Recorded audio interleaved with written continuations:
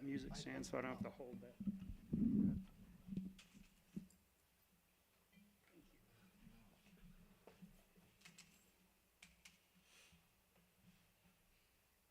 So we've been talking about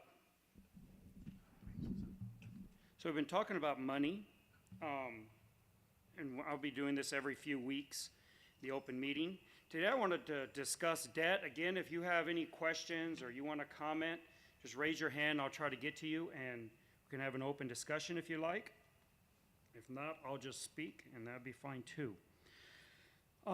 So I want to be very clear again. I said this the first time several weeks ago. I am not an expert on money. I really am not. I'm not even the in-house expert on money. I'm not an expert on money in any form, in any way. So please don't take what I'm saying as like gospel truth or judgment on how you make your decisions. I don't have any opinion on your life or on your money decisions. I'm just sharing what Terry and I have learned a little bit, and if it's helpful to somebody, maybe it just points you in a direction of investigation. Might be all that this might do, great.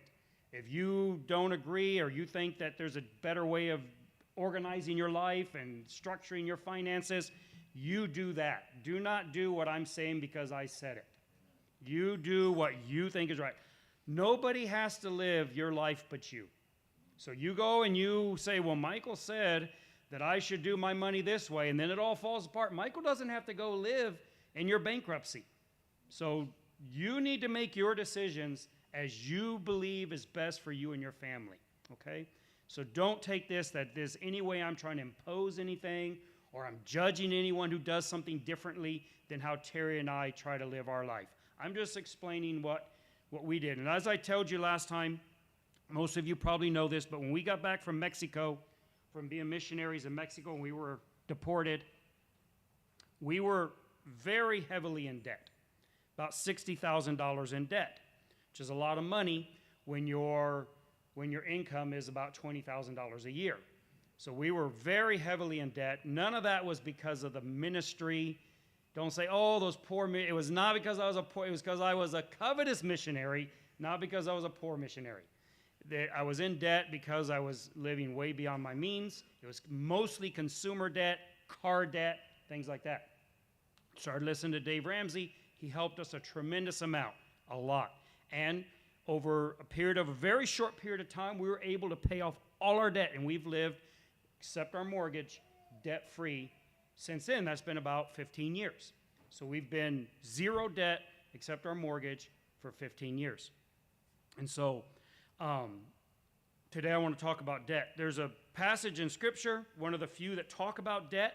Debt isn't really, well, there's a few, but one of the few that talk about debt in this way is Proverbs 22:7. You probably have heard it.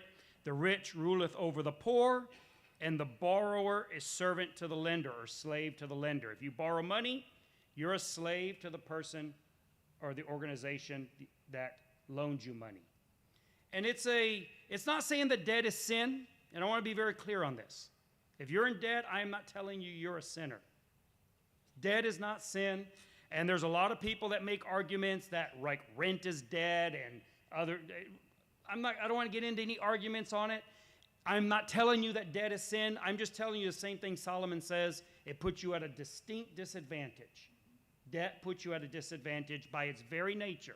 Even if you're making your payments and you leverage it like they say and you actually become wealthy through using debt, it still puts you at a disadvantage. And the person who's loaning you money is in control of your life to some extent. And that's what Solomon is saying. And I think that's true. I think that if you're in debt and you've never known a life without debt, I would encourage you, why don't you try paying off all your debt, incur no new debt, pay off all your debt. And if you don't like it, if you don't like that debt-free life and the freedom that it affords, there's people that'll loan you money right away. You can run right out to the bank and get a credit card and just charge it up and get right back in and say, I really like that debt life. And that life is always available to you. But try that debt-free life. We did it. We got out of debt, and we're like, we don't ever want to go back again. So we don't borrow money for anything. We don't borrow money to buy a car. We don't borrow money for anything, nothing. If we can't afford it, in cash, we don't do it. So the cars we buy are all old cars mostly. Now, Terry got She bought one brand new car, and we went down and we wrote a check for it. And that's fine for us, but we don't borrow money because we like that life that is debt-free. And so I want to talk a little bit. So debt is not sin.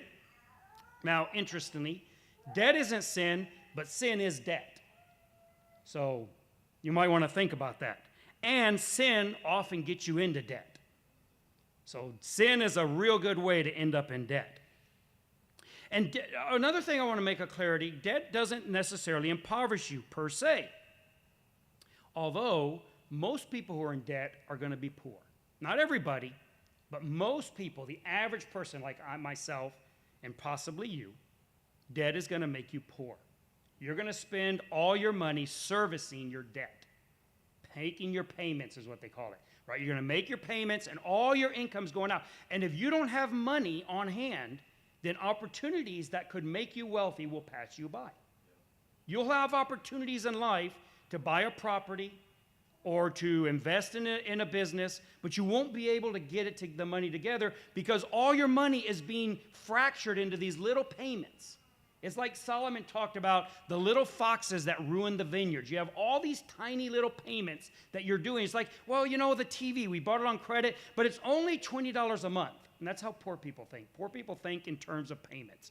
It's only $20 a month. The car payment's only $300 a month. This is only so much a month. But when you get it all done, you're paying out everything that comes in. And all you are is the middleman for the money. You take the money from one person and you just pass it on to the next one. And nothing stays with you. And so when opportunities arise to maybe pursue a different career path, but you have to take a huge pay cut to begin with, you can't afford it. You can't afford the opportunity. You have to let those go. And you end up stuck. At least that's how I see it. You end up stuck in a life you don't really like because you can't afford a life you want because you have all these payments. And so the wealthy people, by and large, and you can go on YouTube and there's tons of videos of people interviewing wealthy people. And what's interesting is almost all of them say the same thing. Avoid debt. To some level of extremity or another, they almost all that I've seen will tell people the same advice. You want to be wealthy? Don't get into debt. Don't get into debt. Don't use debt. Now, there are some exceptions, but that is, by and large, the most consistent advice that wealthy people give poor people. Now, for most people in the USA, debt is a choice or result of choice. If you, let me put it this way. I want to be careful. I was not in debt because I had to be in debt. I was in debt because I made the choice to be in debt. I could have chosen differently. I chose to have things I couldn't afford. I chose to satisfy my lust rather than be financially responsible. It was a choice. Now, I understand, and somebody in this room may be this person, where you have a child born with some medical condition, and you are spending every penny you have to keep them alive and borrowing money on top to do that. I am not speaking to you at all. Now, I'm not convinced that you would even have to go into debt in America for that, but maybe you do. I don't know. I'm talking about you're in debt because you wanted a better car than you can afford, you want a better television than you can afford, you want a better house than you can afford, you just want things you can't afford. That was me. Now, that may not be you, and I'm not here judging anybody. I don't know your situation. You may be in debt, and you may be able to justify it, and you don't have to justify it to me. You really don't. But if you are like me and you're in debt because of the way I was in debt, that's just choice. You just chose to be. And that's the kind of debt I am talking about. And by debt, I mean all money you owe. It's amazing to me how I would segregate my debt into things and say, well, that's not really debt. Like, people will say, I don't owe any money. I just have a car payment. That's debt. A car payment is debt. You owe that money. Well, I don't have any debt. I just make payments on my refrigerator. That's debt. All money you owe is debt. All of it, all together. When you say, am I in debt, you have to look at all of it. Student loans, car payments, appliance payments, phone payments. You're buying a phone, you're committed to paying off a phone. That's all debt. All of that is debt. And you have to put it all together and say, do we owe money? And most people figure out, I've done these, for instance, in Mexico a lot, and everyone will come up to me and say, well, I'm glad I don't owe any money. I go, that's great. You don't owe it? No, I don't owe any money. I just make payments on my car, and I make payments on my TV, and I'm making payments on my bedding, my blankets, but I don't have any debt. No, that's all debt. I've had accountants tell me that. Same thing in Mexico. It's always in Mexico. For some reason, no debt is debt in Mexico. So if you want to get out of debt, the secret is to move to Mexico. And then you owe nothing, apparently. That's how it works. It's amazing. Yeah. Debt on anything that depreciates, just from a financial standpoint, is very foolish. It's why we don't buy cars on payments, my family. We buy cars in cash because cars sink in value faster than you are paying them off. You go down to the car agency, buy a brand new car. Before you even put the key in the ignition, you've already lost value. The moment you sign that paper, if you turn around and say, you know what, I want to sell this car back to you, I don't really want it anymore, you will take a loss almost every time. Cars lose value. They are not investments. I know people say, oh, I'm going to buy a brand new car, that's a good investment. It's a horrible investment. A new car loses 40% of its value in the first 2 years. 40 loses for investments gain value, not lose value. Cars are not investments. Cars are consumables. They're consumables. That's like thinking that printer ink is an investment. That's like thinking dish soap is an investment. Those are not investments. They're consumables. They're things you use, you wear them out, you get rid of them, and you get another one. You want to keep that low. You want to buy things you can afford in cash. So when we're looking for a car, I'm looking for myself, not for Terry, she doesn't accept this, but for myself, that would be funnier if she's in the room. I'm looking for reclaim titles, hail damage. I'm looking for salvage titles. I love salvage titles, love them. Because nowadays, car insurance companies, they're totaling everything. If a car gets dinged on the back corner, they total the car because it's so spotty working, so it's so expensive. So you can get a car that is in great mechanical condition for thousands of dollars cheaper because it has a salvage tire. You're like, well, you can't resell that. I don't resell my cars. I drive them until they fall apart. And then I sell them to Pedal for more than I paid for them sometimes. And they haul them off in a wrecker. I bought a Toyota Corolla. I drove it till it completely gave out. I called Pedal. They gave me more money than I originally paid for it. So they paid me to drive my car. So here's my goal on buying cars. Because the reason I'm focusing on cars, because that is the biggest portion of your expenditures in your life if you're in this room. Now, if you're rich, that's not the case. But for average people, that is your single biggest expense. And that's where most average people have their debt tied up in. They owe more money on their vehicles than they do on their house. They have more money parked in the driveway than they do sitting on the slab. So what I do with a car, what I do with the cars is this. I want to drive a car for less than $2,000 a year. That's my goal. If I can get to $1,000, I'm very happy. So if I buy a car for $1,000, it only has to last 1 year. You say, that car isn't going to last 2 years. I don't need it to last 2 years. I'm buying a 1-year car. I buy cars in 6-packs. So then you can just leave it on the side of the road. They'll take care of it, apparently, and you just go get the next one. Not quite, but they're serious. So if I buy a car for $10,000, then I need to drive it for 5 years. It needs to last 5 years. If it lasts 5 years, I've driven a car for $2,000. You cannot drive a new car for $2,000 a year. Let's say you spent $40,000 on a car. You'd have to drive that car 20 years to get it for the same price I got my $1,000 car for. If it lasts me 6 months, yes. I'm not including maintenance for the most part, but if I had to put an engine, well, then it's it. That you don't put an engine in a $1,000 car. So that car needs to last me without just, oil changes and stuff, but maybe an alternator. But yeah, one engine, transmission, that's a new car. I don't fix those cars. Engine goes out, I get another $1,000 car. That's how we start. Now I don't buy $1,000 cars. I buy $10,000 cars is what I'm looking for. That's my price range.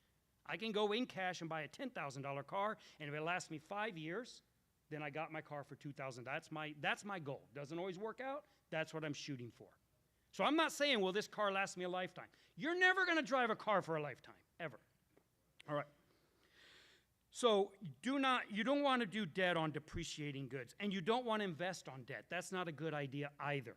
Don't borrow money to try to start an investment portfolio. Get out of debt and put your income into investments, not debt into investments. All right, how do you get out of debt? This is basically the Dave Ramsey system. None of this is, I did not invent any of this. I am not near, I'm smart enough to get us into debt. I am not smart enough to get us out of debt. And I really encourage you to look up Dave Ramsey, and there's other people out there that'll tell you how to get out of debt. There's a number of systems. This one worked for me. One is you need an emergency fund. That's the first thing you need to do. If you have debt and you want to pay it off, you need to have cash in the bank. Like $1,000, maybe $2,000 in the bank. That's the first thing you need to do. You need to save up a couple $1,000s. Why do you need that? Because you don't want to have to borrow money when you're trying to get out of debt. You need to be filling in the hole, not digging the hole. So with $1,000 or $2,000 in the bank, when you have a blowout, you don't have to go charge a tire. You can go down with cash and buy a tire. If the refrigerator breaks, you can go down to the used appliance store and buy a $150 refrigerator that'll get you through. You say, well, it'll only last a year. You only need it to last a year. You just need it to last a year. $150 refrigerator per year is a pretty cheap refrigerator. If you bought a $1,000 one, are you going to use it for 10 years? Not likely. So you need an emergency fund. Second thing you need to do to get out of debt is you need to radically reduce your expenditures. Drop your spending. Now, this is what Terry and I had to do. And we went radical. That meant we quit going out to eat at all, ever, which was a big deal for us. I hate eating sandwiches. Hate them, hate them, hate them, hate them.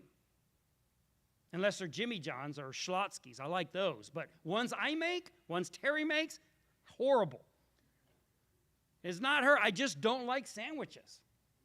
I ate sandwiches every day until we were out of debt. We quit buying any type of drinks. We drank tap water. And what you can make with tap water, tea, Kool-Aid, no sodas, no going out to eat. Everything that we didn't need got canceled. No cable TV, nothing.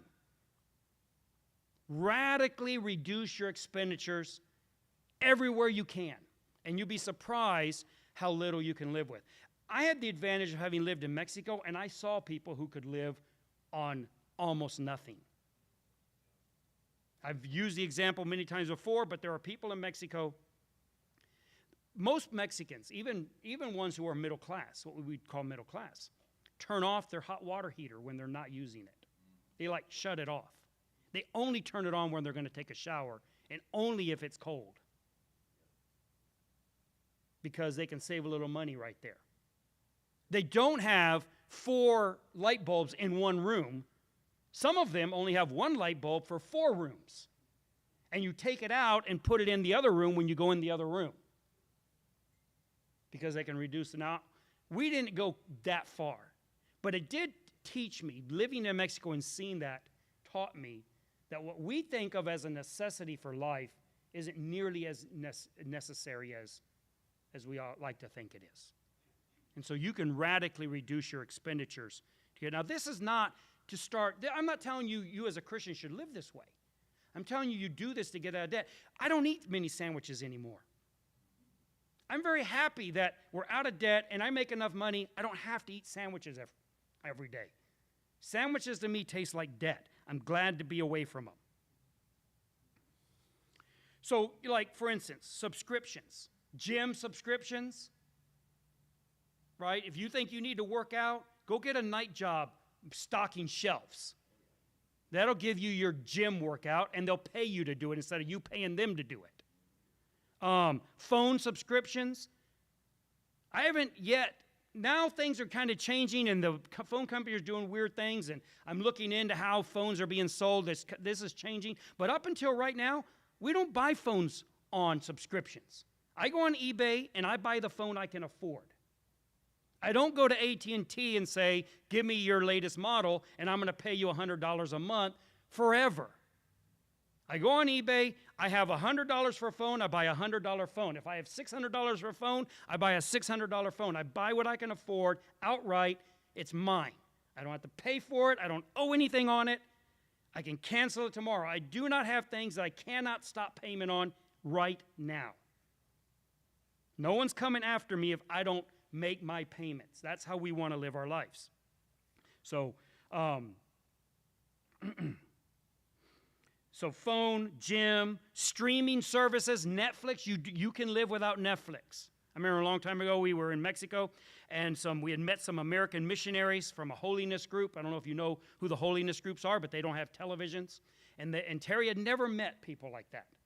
And we were talking to them, and the ladies were telling Terry, she was talking about TV, and she goes, oh, we don't have TV. And Terry, she didn't mean this at all, really, but she was nervous around them. She just blurted it out. We laugh about it all the time, but she says, oh my goodness, I would die without my TV.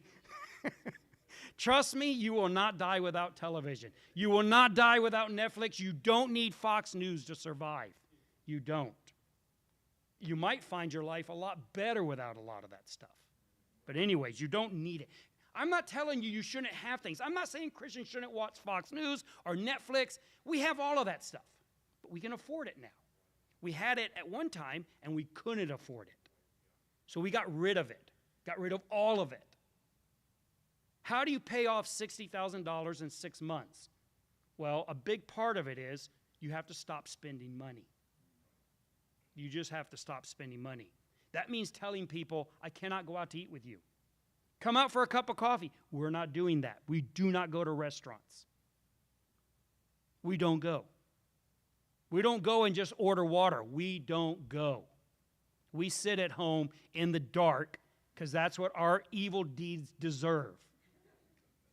That was our attitude. Don't buy cars on payments. We already went through. I won't go through more, but I want to emphasize this. Don't buy cars. If you want to look, you buy whatever you want, however you want. But if you're asking me, how do I get out of debt? Stop making car payments. Forever, never buy a car on payments again. Buy them in cash. And when you get out of debt and you start saving and you start investing and you start doing other things we're going to talk about, you might be fortunate and blessed the way I was, where 5 years after we got out of debt, I was able to go down to Nissan and buy a brand new Pathfinder and just write a check for it. And I wasn't raiding our savings to do it. We saved up the money and bought a car in cash, brand new. Now, I only did it because Terry wanted a brand new car. I would probably never do it again. I think buying a new car is a terrible financial decision. I think you should buy a 1 or 2 year old car, let someone else take that 40% hit, and just be okay with driving a 1 year old car.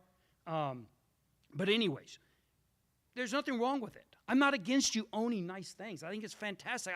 My whole point of doing this is I want you to. I want you to be wealthy. I want you to have nice things. I want all of you to be able to go down on a whim and write a check for a new car. Maybe one for me. No, I'm joking. Do not buy me anything. Do not buy me. I was a joke. So, what do you need to do with cars? Get over your image that you think somehow you need to protect your image. Drive a reliable car you can afford. That means, basically, in my book, that means a Toyota Corolla. Toyota Sienna, a Toyota, whatever Toyota there is, one of those. Because they just last. I'm sorry. I'm the king of used cars. I buy tons of used cars. Tons and tons of them. Toyotas last. They're dependable. Their resale value is great. I had a Kia and I had a Toyota. They both went out, the engines. I sold the Toyota for more than I paid for it. I paid to have the Kia towed off. I like Toyotas just because of that. The resale. How do you know if a car is dependable? Go on Auto Trader, look up a car that's all cars 10 years old, and see which one costs more. That tells you everything. The price tells you everything. A 10-year-old Camry costs more than a 10-year-old Mercedes. That's because the Camry's more reliable. That's why. Now, I have a 10-year-old Mercedes. It's in the parking lot. I like it. It's very unreliable. It is a luxury. I also have a 10-year-old Sienna. That's the one for work because it'll get me there. Can't not go to work. Church, it's optional, but work, no, I'm joking. Okay, so you got to radically reduce your expenditures.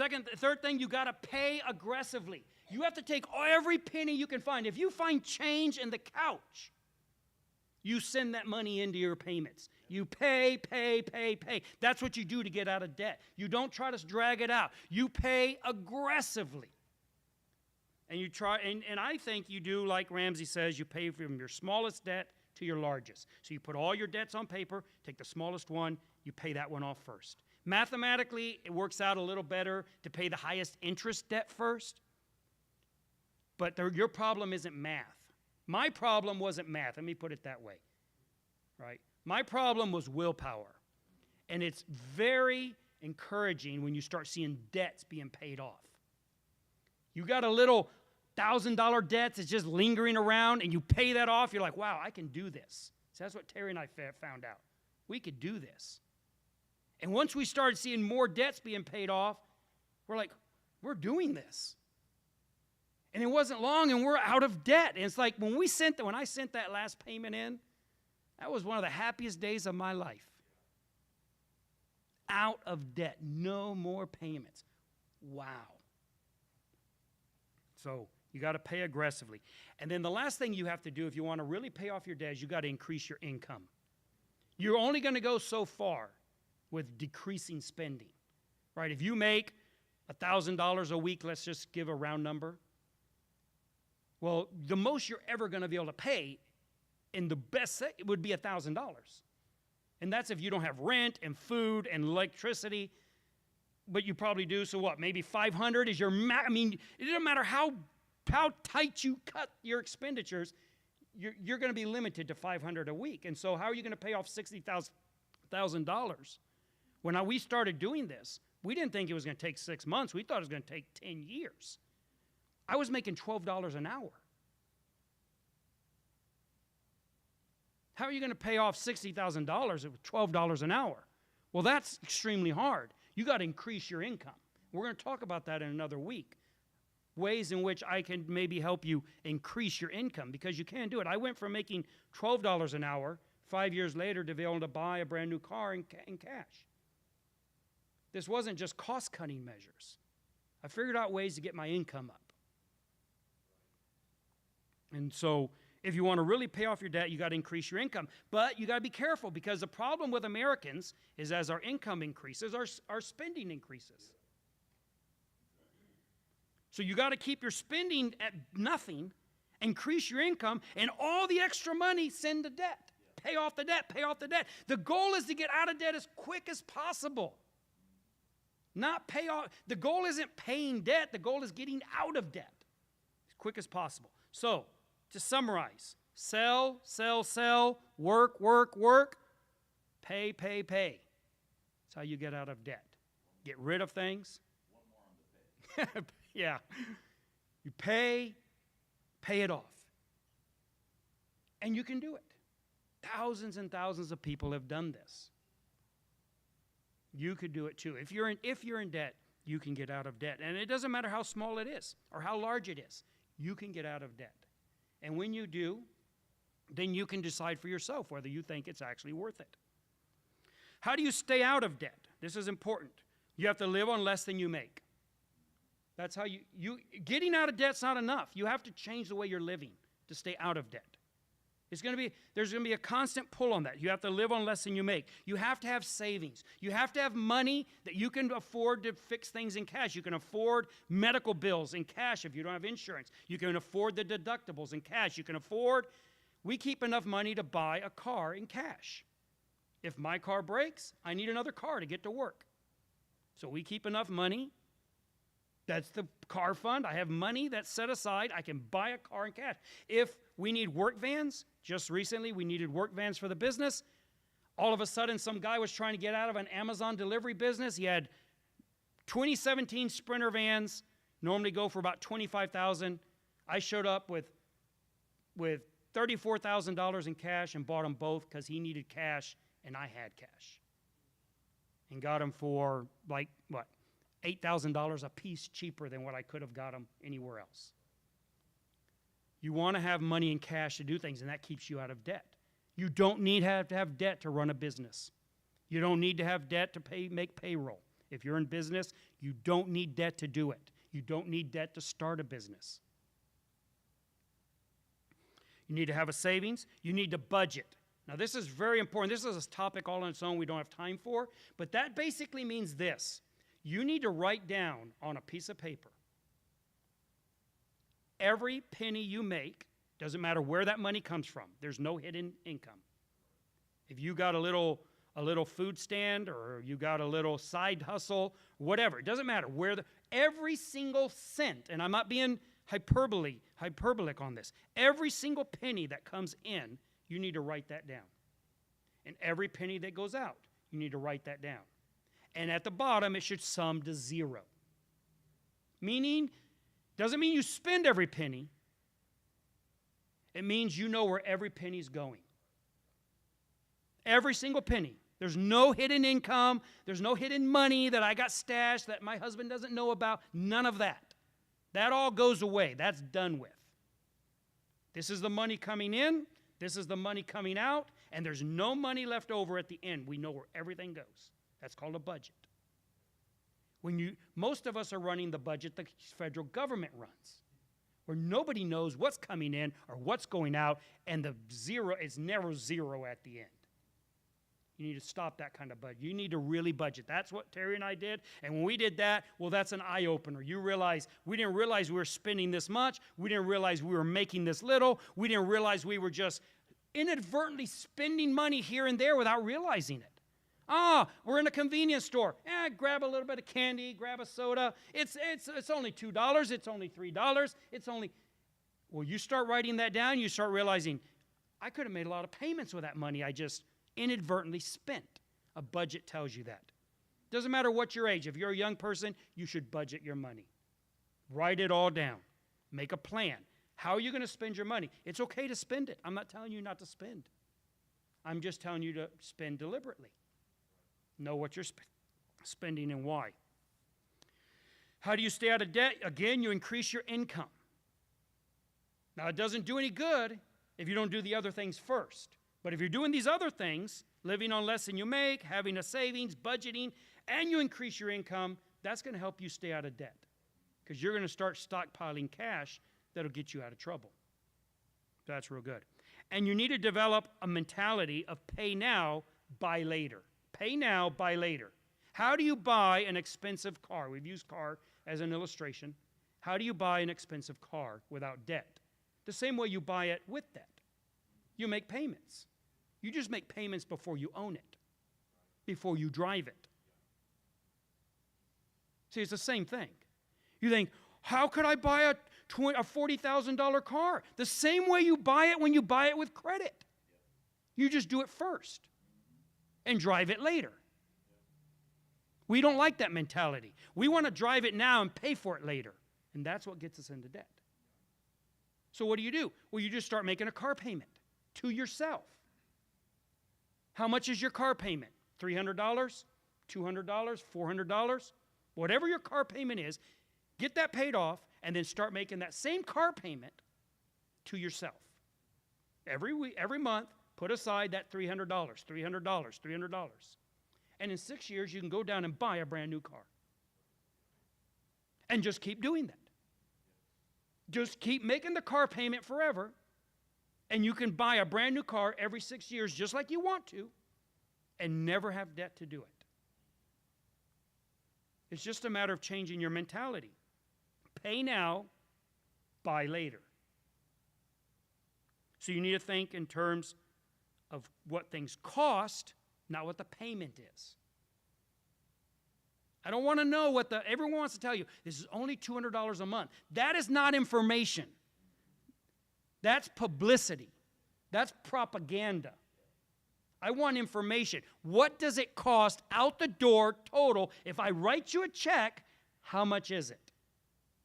That's what I want to know. That's the number I want. You need to learn to think that way. Very quickly, you don't need to use debt to start and run a business, and that includes buying secondary homes. You should not take out a loan to buy another house. If you have a mortgage, I think a mortgage is fine. I think you ought to try to pay it off as soon as possible. Mortgage is fine on your primary residence.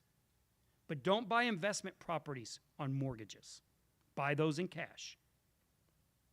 Warren Buffett says in one of his famous investor meetings, we have seen really smart people who, through debt, turn their business into pumpkins and mice.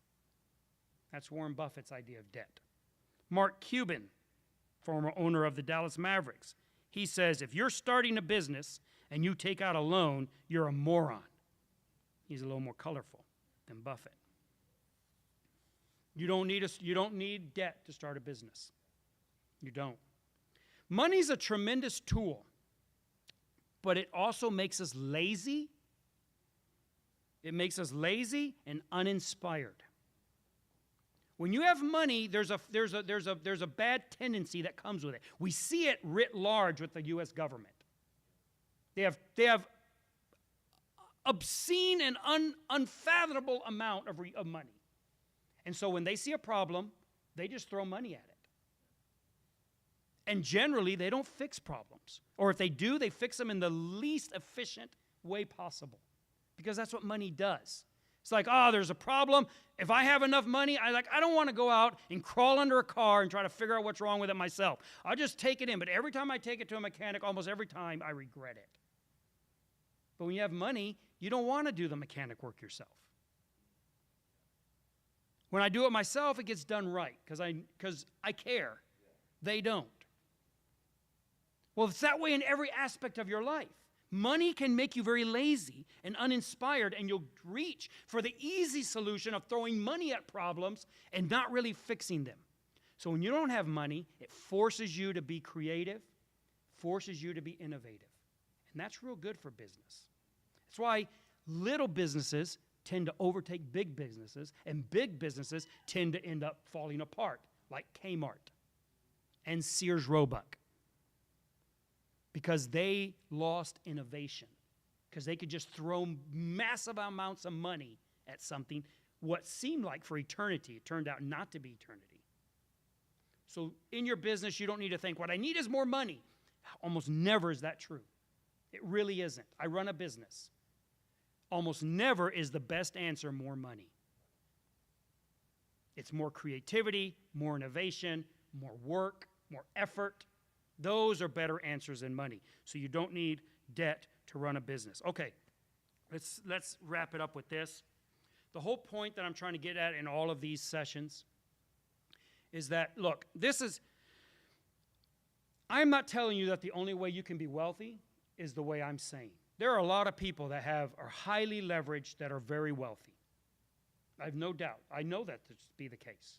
You can say, well, I have an uncle. He has all kinds of credit cards, and he has all this, and he's wealthy. I don't doubt it. Lots of people are. My point is this. We as Christians look at wealth very differently than all the rest of the world. We should. As Christians, we don't look at money or wealth and say that's evil. We do not do that, or we should not do that. Some do. We should not do that. Wealth is not evil. We don't look at poverty and go, oh, I wish I had the faith to be poor. Poverty is not faith. Many poor people have faith, but it's not because they're poor. We don't look at wealth as Christians and say, my maximum ultimate objective is to be wealthy. We don't do that either. We say we want God's will. That's what we want. And if it's God's will for us to be wealthy, great. And if it's God's will for us to be poor, great. We want God's will for our life. That means that while I work and I use innovation and I use my creativity and I use the gifts God's given me, and I see it making me wealthy, I make sure that I'm doing it by the rules. Because if I play the game outside the rules, I'm cheating. You can cheat at Monopoly, like I said last time, and get rich. You can. You can win the game by cheating, but you're not really winning the game, are you? Because the game has rules. Christians look at wealth and say wealth has rules. Giving is a rule. I think staying out of debt is a rule. I don't mean a law. I don't mean you're in sin if you don't do it, but I think it's one of the rules. Why is that? Because living without debt, I believe, is living by faith. As a missionary, I equated living by faith as living in debt. Trust that God's going to make the payments. That's not faith. That's covetousness. That's lust. Living by faith is accepting what God has given me and living within those means. That's living by faith. So if God has granted me to be poor, I live within those means by faith. It's by faith I accept that. I can't have what Adrian has. I can't spend what Adrian spends. I have to live within my means. You can go out to eat every day. I'm happy for you. I can't. I'm not trying to be you. I'm not trying to have your life. I'm not trying to keep up with the Joneses. I'm looking for God's will in my life. That doesn't mean I don't work. It doesn't mean I don't expend effort. But not everybody's work pays the same. And by faith, I accept that. And that means I don't incur debt. Because debt is saying I don't accept that. I don't accept that my neighbor, who's very wealthy, can have a boat and can have a ski jet and can have a hunting lease and can have a brand new car every 2 years, and I can't. That's not fair. So I'm going to incur debt so I can be like him. That's not faith. Faith is saying, good for him. I don't begrudge him. I'm happy for him. And I'm happy for me. Because I'm living within the means God has given me. And according to Jesus, if we're faithful in that little, well then he might make us responsible for more. We didn't start making more money until we started being responsible with the little bit we had. That was my experience. I'm not telling you that's a law. I'm just saying my experience was our income went up as our financial responsibility went up. And that just corresponds with the biblical principles. And I think those are the Christian rules that we live by. I think Abraham gave us a really good articulation of this principle. When he goes down, he frees Lot from Sodom. The kings of Sodom try to pay him for that service. And Abraham refuses what they want to give him. And the reason he says is because he says in Genesis 14, he says in verse 23, I will not take from a thread or even to a shoe latchet, and that I will not take anything that is yours, lest at any time you say, I made Abraham rich. I'm not going to take anything God isn't giving me. Because I could get rich that way. Abraham's saying, I could get rich through Sodom, but I don't want Sodom saying, I made Abraham rich. I could get rich through debt and through leverage, but I don't want Visa and MasterCard saying, we made Michael rich. Now, I don't think they will make you rich, but let's say they did.